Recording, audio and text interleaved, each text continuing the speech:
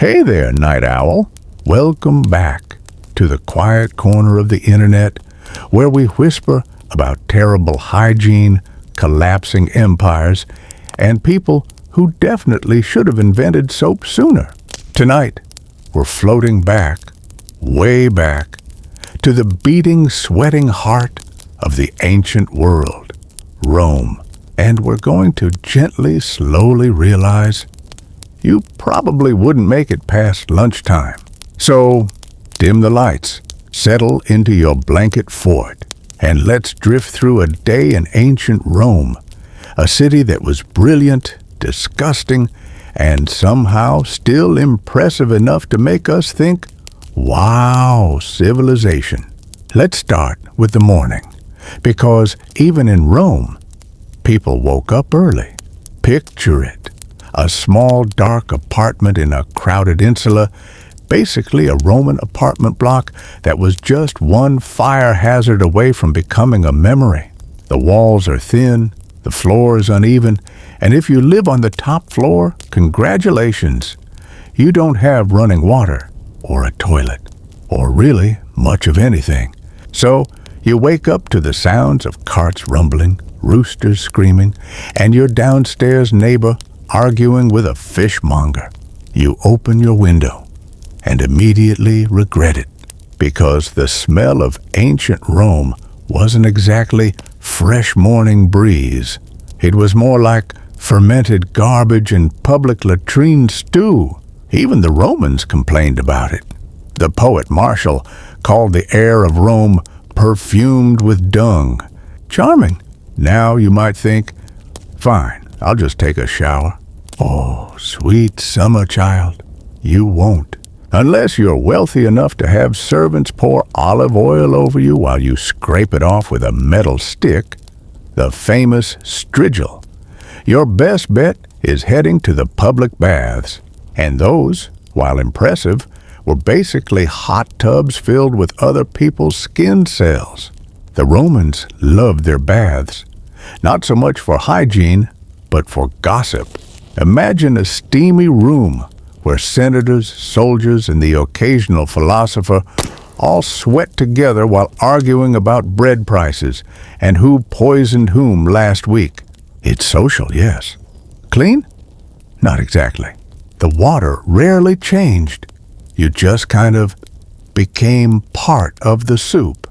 And don't forget your sandals, because Roman bath floors were a paradise for fungi. Athlete's foot wasn't an athlete thing. It was an everybody thing. After your slightly sticky cleanse, it's breakfast time. Now, don't expect pancakes or espresso. Romans started their day with something modest, a bit of bread, maybe dipped in wine or olive oil. If you were fancy, maybe some cheese. If you were poor, and most Romans were, you were lucky to have even that. And speaking of bread, you might remember the old phrase, bread and circuses. That was Rome's way of keeping people happy. Feed them and distract them with entertainment.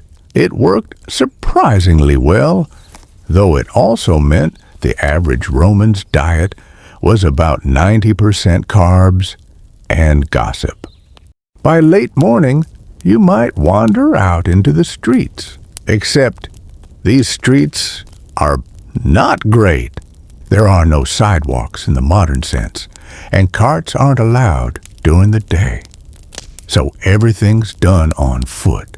People are yelling, dogs are barking, beggars are shouting for coins, and every few meters there's another public fountain trickling with questionably clean water.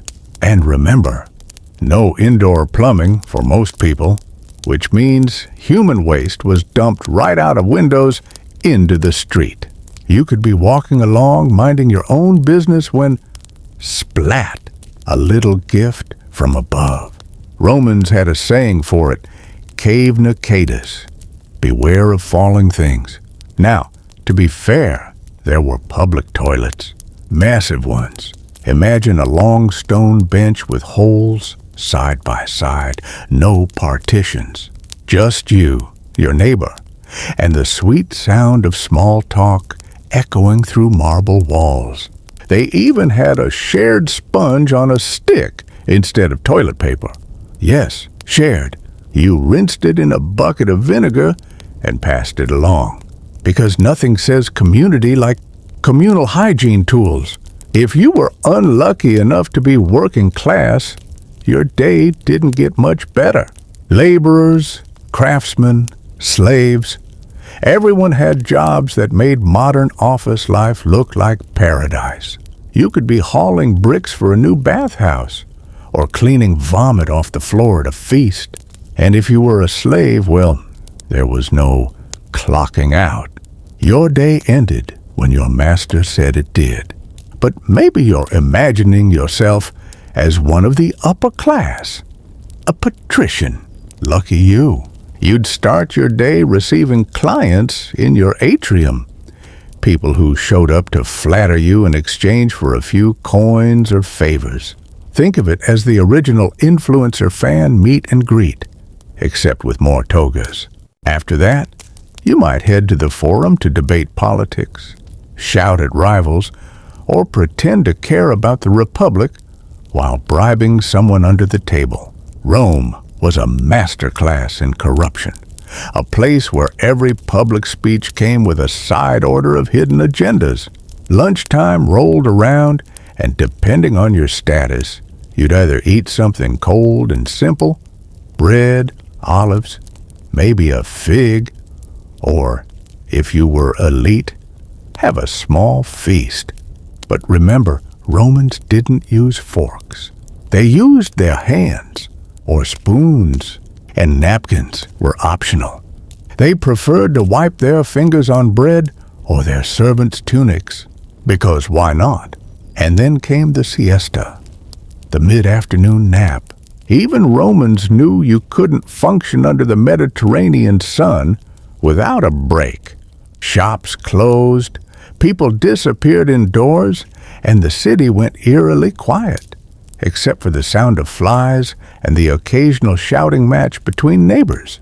Evening was when things got interesting, or chaotic, depending on your tolerance for noise and fermented fish sauce.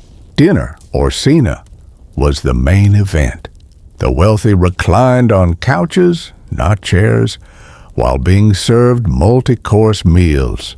There was roasted peacock, stuffed dormice, yes, mice, oysters, and endless wine. The poor, meanwhile, might get barley porridge. Again, Romans loved entertainment with their food. Musicians played, poets recited verses, and acrobats performed tricks that probably ended in mild concussions. And if you were really wealthy, you might invite a philosopher, just to look cultured while you overindulged. Of course, overeating was common, so common that vomiting mid-meal wasn't even rude. You'd simply excuse yourself, vomit, and continue eating. Ancient wellness culture at its peaks. As night fell, the streets of Rome got sketchy. There were no streetlights, and crime was rampant. If you wandered out after dark, you risked running into drunks, thieves, or stray animals that definitely weren't cute. The city guards, the vigils, did their best, but mostly they just tried to stop fires. And there were plenty of those.